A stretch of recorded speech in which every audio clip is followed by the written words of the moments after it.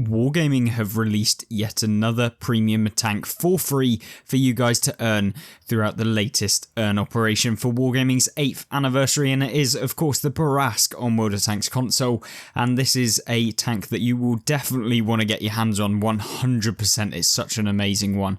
We're going to showcase 2 gameplays later on in the video, but we'll go through the equipment here as to what you want to set up your tank with to maximize the tank really. So first things first, 100% you will need the gun stabilizer to increase the accuracy of this tank, because that's kind of what holds it back from being superb, like the top elite level tier 8 premium within the game, is because the accuracy is just slightly worse than what you'd want. Then of course we've gone with advanced optics to boost up the view range of the tank, so you can get a 476 meters view range with our commander. That is of course a 9 skill commander, so this is at the pinnacle level of the game. And then we went with ventilation as well to just boost up crew performance. You could potentially use advanced concealment to really be like a stealthy bourrasque, but we've gone just for a little bit more of an all-round build. There are opportunities where maybe you want to swap it out for a traction system to get some more speed. That third slot where you basically swap it out for maybe advanced concealment, maybe you want vents, or maybe you do want that speed boost. But they're kind of the 3 ones that I would kind of say you want on the bourrasque. Of course, people always say you can use the 4th equipment slot, but yeah, trust me, I would never really recommend removing the enhanced target info, because it shows where and when you can pen the opponent's tanks. Yes, for up close and personal situations, you may not necessarily need this, but when you're at long distances and it doesn't actually outline the target and they're behind a bush, well, you're absolutely screwed if you want to actually pinpoint accurate on maybe their weak point, etc. So 100% take this. There's no point in not having it. As far as crew skills, we've gone with the standard on the bourrasque for a medium with good view range, as well as a slight kind of light tank build, I guess. And we've basically gone with 6 Sense, of course, Born Leader, Rapid Loading, Steady Aim, a Snapshot for increased accuracy, which you 100% want on the bourrasque. It's super fast. You want to make sure that you're hitting your shots on the move, and this just helps. Run and gun for the exact same reason, 10% increased accuracy when moving, Camo Expertise for the extra concealment, situational awareness for the extra view range, muffled shot for when you want to stay hidden in the game. You could potentially go with different perks like silent driving if you want to stay hidden, with the when moving, etc. It's down to you, personal preference for the couple of skills, but definitely go with steady aim and all of the accuracy ones that we've talked about, especially run and gun and steady aim in particular. Finally, make sure that you do put camo on the bourrasque, because it will increase your concealment just a little bit. And it doesn't cost an absolute fortune to put concealment on. Well, you can see here, it costs like 20,000 silver, it's not that much. And that's for a week. You typically don't tend to play the tanks for the entirety of a month, so there's not really a point in spending that 80,000, and I wouldn't really ever recommend spending the gold. I mean, if you seriously want to play this tank continuously for like a year, maybe it's worth 200 gold on every single slot, so 800 total, but for me personally, I never really put them on. Obviously I do have permanent camo vouchers that I can use, 68 of them there. But yeah, make of that what you will. Definitely put the camo on though. That's something I want to reiterate here. Let's get into some gameplay, showcase what this thing can actually do in the game, and trust me, it can do a lot. The first gameplay here for you is on one of my favourite, if not my favourite map within World of Tanks, and that is Red Shire. This one just has something for every kind of tank class, and the bourrasque does really well on these types of open maps where you've got a lot of room to be able to maneuver, where you can outflank opponents, and when you can just surprise opponents with just being in positions that they're not likely to have thought about. Now obviously on Red Shire, you kind of have this initial bit at the beginning, and with Wargaming just introducing assault mode on pretty much every map, and because 90% of the players right now literally don't know even what a base is, let alone how to actually defend it, or whether they should just YOLO into the cap circle for some reason, yeah, we've got this little bit of a problem going on with just team deployment, etc. Wargaming's reintroduction, not particularly too fussed on assault game mode myself, just because of this very reason. But on Red Shire, it's not such a big problem because the cap is, to be honest with you, quite open, and it's not too difficult to be able to reset on this map comparatively to some of the others where they have like hard cover in the cap, which is always just a nightmare, to be honest. And any map that really has hard cover in the cap is one I absolutely hate, because it's just another reason why you get capped out, basically, especially if you're like the one pushing a flank and you have to then turn around because all your teammates who are right next to it don't bother actually going in. But that's cap circles for you. We're not going to get all delving down the rabbit hole of talking about that. But the bourrasque. What can this tank do on this kind of map? Well, because you have the view range of 476 meters with this setup, obviously you may not have taken coated optics, which will affect you.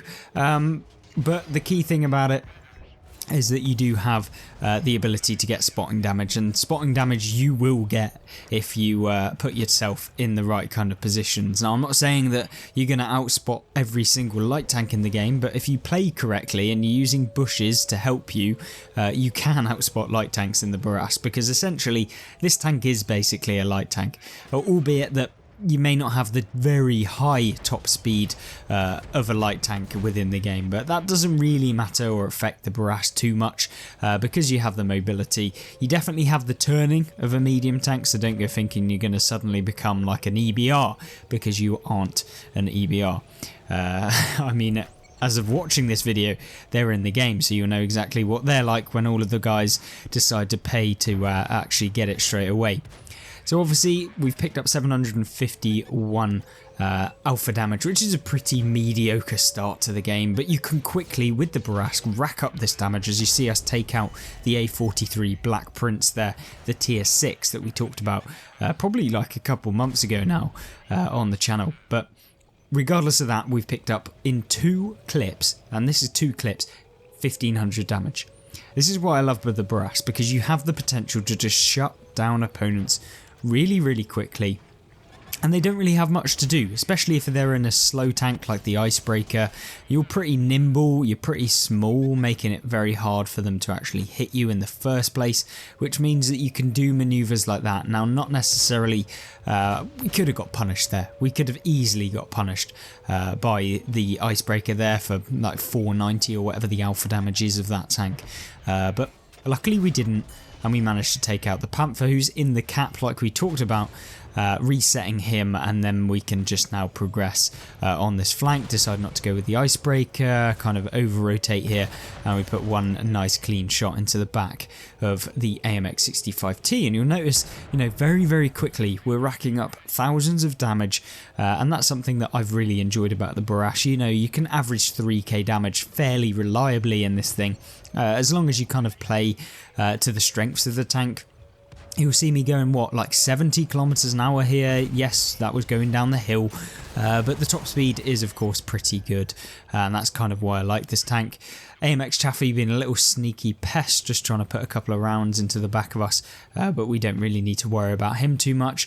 And in this game, we can maybe potentially get some more assistance damage, since there's 2 tanks left alive. We know that the bourrasque is on the other flank. We also know that the J Panther from the earlier in the game was in this direction, and talking about the J Panther, we managed to spot him. Now, we could have gone for the initial shot on the J Panther, which, if we'd been in a different tank with better aim time, unlike this one, maybe we would have been able to get the shot off. But unfortunately, like we talked about at the very start of this video, the one kind of lackluster bit about the tank is, of course, the aim time and accuracy, making it a little bit annoying for those situations where you do need to 100% hit your shots, and maybe you've just stopped from moving at 60 kilometers an hour, and it doesn't do very well when it comes to that. So making sure that you've got the best accuracy possible in the tank can just help you out that little bit extra when it comes down to the end of the game.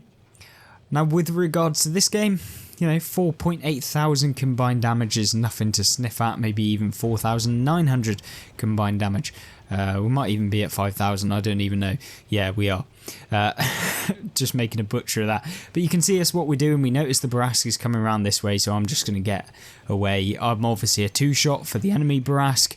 He obviously snaps onto us, because typical, you know how Wargaming's logic is. I can see that he's now just, you know, got his brain involved with I've got a YOLO the enemy bourrasque, as you know how it be sometimes, but unfortunately for us, he's now just going to YOLO into us. Obviously hasn't gone very well for him, and luckily our team finish him off right there. And yeah, I don't quite know what went through his brain, but obviously something like excrement probably went through there at the end of the game. Obviously we missed a couple of shots on him, which was a bit disappointing, and yeah, we could have played better as well. But we still pick up a fantastic round of World of Tanks. 5 enemies destroyed, 5,000 damage done, which is nice as well, and we're helping out our team there. Didn't come top, the Stone Cold there, having an excellent game, picking up 4,800, and between us both we did more damage than the whole of the team combined, and he, well, without me, probably may have been close, but there we go. A really, really good round. Obviously, this is what the bourrasque can do, and these are pretty, they're not average games, they're the above average, but they're certainly not the highest level you can do in the bourrasque. We're going to check out another gameplay here and showcase what else we can do in the tank. The second gameplay is probably something that you don't really expect, and I guess that Pilsen is not necessarily a map that you would expect the bourrasque to do really well on, but because you have the high alpha damage of both those 2 shots dealing 360 alpha damage each, you've got 720 alpha. Now that's more than most heavy tanks at the tier, so you can trade pretty well as long as you're not obviously getting hit by some of these high alpha TDs like the Object 268 version 4, who's made an appearance at the beginning of the game, and we can get 1 shot into him, unfortunately not able to get the second in, but yeah. If you're trading with the heavy tanks, which you don't want to trade with them, but if you do take a shot, it's not necessarily a bad thing as long as you connect both the shells. The one problem is that when you are in top tier games, you only have 190mm of penetration on your standard rounds off the top of my head. Don't quote me on that, it may even be less. So you do have to fire some premium rounds within the game. So make sure that you're not kind of firing them willy-nilly, but yeah, you definitely need to fire them on the odd occasion. So don't feel kind of too hard done by or like you're just spamming premium in the bourrasque if you do have to fire those rounds, especially in the tier 10 games, because trust me, in tier 10 games the amount of APCR rounds standard you will bounce off the opponents is disgusting, especially when I've been doing my playthrough here. I haven't got the best internet connection at the minute, which is a little bit disappointing, which has meant we've missed quite a lot of shots, especially in the tank that you really do need to be super accurate in and make sure that you are fully aimed. Yeah, it can be a little tedious to do that with this tank, but yeah, if you've got a good connection and you make like yourself kind of think about what you're doing, you can have really, really good games. And you can see already we've picked up 1,000 damage. Yes, it's been 2 minutes into the game. We've still got 13 minutes left, obviously. 13 versus 13, so it's pretty even at this point. Don't know whether Wargaming are going to introduce the actual hit point markers on each team like they have got on PC, where you can see exactly how much damage your team has done comparatively to the enemy team. Whether or not they'll bring that in, I don't know, but of course if that does come, that will be a beneficial thing for us guys to kind of know when to push and when to help out your team, etc. Now in this game, what you want to make sure with the bourrasque is that you're not trading early on. The worst thing you can possibly do in the bourrasque is lose all your hit points at the beginning of the game, because you need those at the end of the game to go round and just finish off all of these opponents that you've been seeing throughout the number of games that you probably will play in this thing. And it does take a little bit of getting used to, making sure that you are fully aiming and taking that little bit of extra time when maybe you really don't want to and you just want to snap a shot and hope for the best. But yeah, you really do need to in this tank, because it doesn't do well if you fire, because the reload and DPM of the tank is pretty terrible if you don't connect your shells, especially. Like, not with other tanks where, yeah, you might have a 700 alpha and you might be able to push it out in 15 seconds. You've got a 22-second reload with all of the perks to boost that up. So that is the maximum reload you're going to have. To do 700 alpha, that means that your total DPM with all of the perks and commander skills possible to boost it up is only 2,100. Now, by no means is that absolutely awful. It's just not, up there. And because it is essentially, if you bounce a shot with that 22-second reload, yeah, that can be really, really bad. And so you essentially become like a medium tank that can do 360 alpha damage every 22 seconds. So make sure that you are hitting your shots. And the worst thing to happen is when you fire one shot and then you've literally got one shot left in your clip. So make sure that you're trying to avoid doing that because it can be a little bit annoying. And you see us just trying to get a shot on the T100. You'll see me actually flicking way over. That's not actually because my aim was terrible. That's because we're trying to avoid the server side reticle, which is in the game. For those of you who don't know what I mean, is that actually where you're aiming within the game may not actually be where the server recognises your aim to be. So if you swivel your turret much faster, where the actual server side reticle is will actually be on the target. So yeah, sometimes you know when you turn and you think that you're fully aimed on someone and the shell comes out the side of your tank, that's because of the server side reticle. So something that hopefully you can help you out. And talking about helping you out, this is a fantastic position you can use as well, is that most people don't realise that you can shoot through the little gaps in the building that we can see here. Can be a little bit difficult depending on the height of your tank, as you're noticing us against this CS63 who we're trying to get a shot on, and because of the hitboxes of the game, yeah, it can be a little bit annoying. But regardless, 2100 damage done. We've still got 6 enemies left alive on the enemy team, which means we could get potentially a little bit of extra damage. And I guess why I wanted to showcase this replay over some of the other like 4K replays that I have lined up is just because this is a tier 10 game. This is where the tank is probably at its weakest in terms of the opposition it has to face.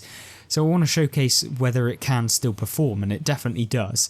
You just need to load premium rounds sometimes, especially if you're coming up against Mausers or E100s, because there is no way you're going through the front and even the side of those tanks if you do fire with your standard rounds, and that's why it's a little bit annoying when it comes to that.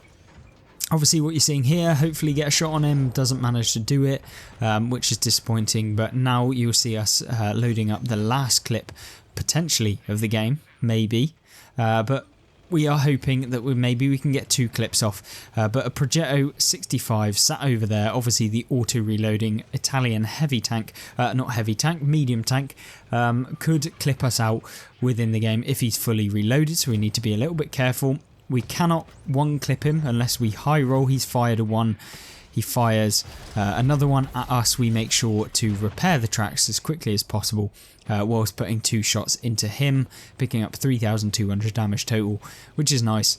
And of course we have a little bit of assistance damage from tracking him as well, only 118 though, this is nothing special. But this is where I love this tank, is the speed at which you can get forward and get into opponents like the T110E5. You see me coming in against this tank, going to do a little bash off and hopefully we can avoid the shot. Don't manage to do that, kind of make a misplay there by trying to actually hit when I wasn't actually round the T110E5 there, but it doesn't matter too much. And we're going to chase down this T100 LT and hopefully we can pick him up throughout the end of the game. We obviously have a little bit of a brain, so we're going to just, well, he's going to go around this corner. We're just going to try and cut him off and fire on the move here at the T100 LT. I do press fire, but the internet isn't the best, like I've talked about. And yeah, you get a little bit of delay and it can really ruin a lot of your games actually in World of Tanks. So I do feel bad for anyone that has constant internet connection, and of course you can make up for it if you know that you've got bad internet, but sometimes when it's sporadic it doesn't help. Now I'm not making excuses here, but there we go. 3.5k damage in a tier 10 game on a town map called Pilsen. So yeah, the Batchat can still have really good games, and if you want to check out some more great games, I've got the full bourrasque review from last year when the tank first came out for you to have a look at the end of the game, so check that out if you want to. Obviously the wheeled light tanks that are in the game, what are they like? Let me know in the comment section down below, and let me know, are you going to get this tank in World of Tanks for free? Thank you very much, goodbye.